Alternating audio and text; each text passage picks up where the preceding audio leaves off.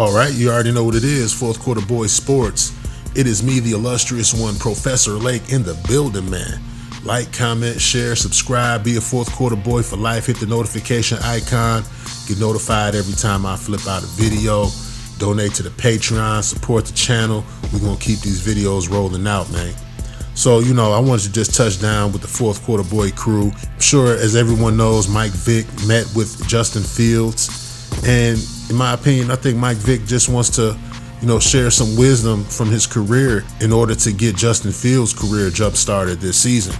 Now, I know he's not going to be coaching them or anything like that, but I think he just wants to plant some seeds in the mind of Justin Fields and hope that later on they will come to fruition and Justin Fields will benefit from them. He'll probably talk to Justin Fields about developing rhythm with the wide receivers during the offseason, and we're hearing a lot of good things about Justin Fields to DJ Moore in practice, and we're going to hear a lot more of those good things coming into the preseason, and I want to see that with some of the other receivers as well. But it's very good finding out that Justin Fields is developing a relationship with DJ Moore on the field. Probably also tell him about learning the coverages inside and out.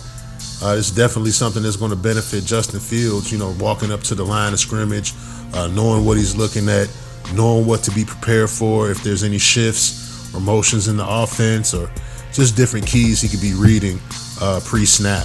I think this is the year that Justin really gets a lot better with that, and we start seeing him return to his college form, the form that we were most excited about coming out of Ohio State.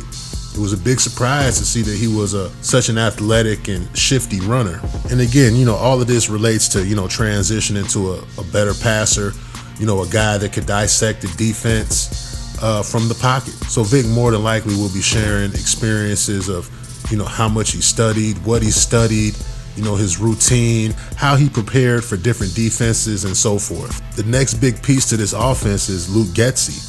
And one of my main questions about Luke Getsy is, am I a believer in Luke Getsy's offense? Now, he does have some positive things going for him. He has been the coach of a future Hall of Fame quarterback in Aaron Rodgers. So he knows what the mind state is of a Hall of Famer, what that Hall of Famer is thinking like, how he studies, how he prepares for defenses. And I'm sure that he's bringing what he learned from how Aaron Rodgers works to Chicago. And what better foundation than to build your quarterback off of than a guy like Aaron Rodgers. I also like Luke Getsy for his disposition and attitude, in regards to coaching Justin Fields. I don't think that he sugarcoats anything. I'm thinking that when they get into the film room and they get on the whiteboard, he's really teaching Justin Fields what he needs to know, what he needs to correct. I don't think that he's afraid of giving out constructive criticism. I also don't think that he's against getting on the guys and lighting the fire when necessary. Now, we don't always see that publicly, but as a professional coach, some things are left behind closed doors, and that's what's best. Sometimes you have to light a fire to get things going. Lastly, I really like that Luke Getsy didn't come in here like Matt Nagy, trying to get the quarterback to carry a production load that he just wasn't ready for. He's throwing the ball 32 times a game. Luke Getsy came in here, said he was going to run the ball, help out his young quarterback, and that's what he did. The only thing I think that Luke Getsy has going against him is his first time at a couple things. First time developing a rookie quarterback, first time play caller, first time offensive coordinator. And, it's going to be a learning experience with Luke Getsy, whether we know it or not. I think we've experienced some of that last year with some of the decisions, and hopefully he learns from that. Now, another bright spot that a lot of Bears fans didn't think would be a bright spot, going into this season is left tackle Braxton Jones. Reports are coming out that he's a lot stronger than he was in his rookie season. A lot of times we'll watch a lot of podcasters, including myself, were really disappointed in watching him get bull rushed into Justin Fields time and time again. But honestly, we have to be real with ourselves. You could tell that the technique was there. The discipline with his technique was definitely there. And the size and athletic ability was there as well. Now, if he got as strong as, the reports are saying, I think we got us a left tackle, guys. So a big question going into this season is if Braxton Jones will be that long-term piece. And this is going to be his season to prove himself and let the Bears Nation know that he's going to be a left tackle for the Chicago Bears, protecting Justin Fields for the next 10 years. I think that working alongside Tevin Jenkins is going to really help out his game.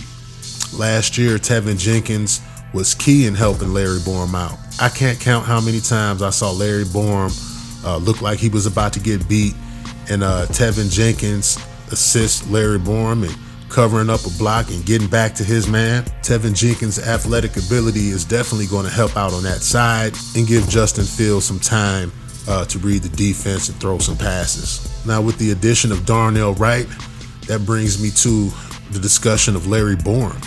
You know, where does Larry Borom stand as far as his future with the Bears?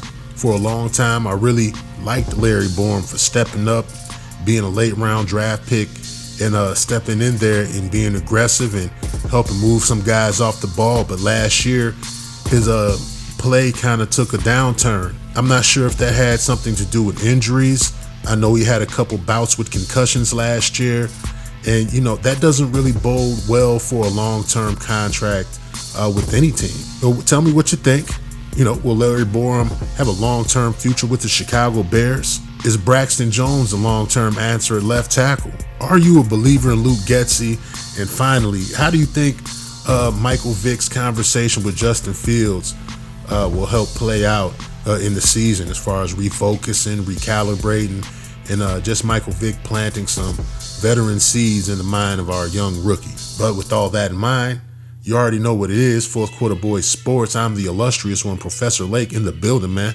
Like, comment, share, subscribe. Be a Fourth Quarter Boy for life. Hit the notification icon. Get notified every time I flip out a video. Donate to the Patreon. Support the channel. Holla at your bizoy. I'm out. Nothing in life is free, bruv. Support the channel. Be a Fourth Quarter Boy for life. And subscribe to the Patreon. The link is in the description box below. Cardio.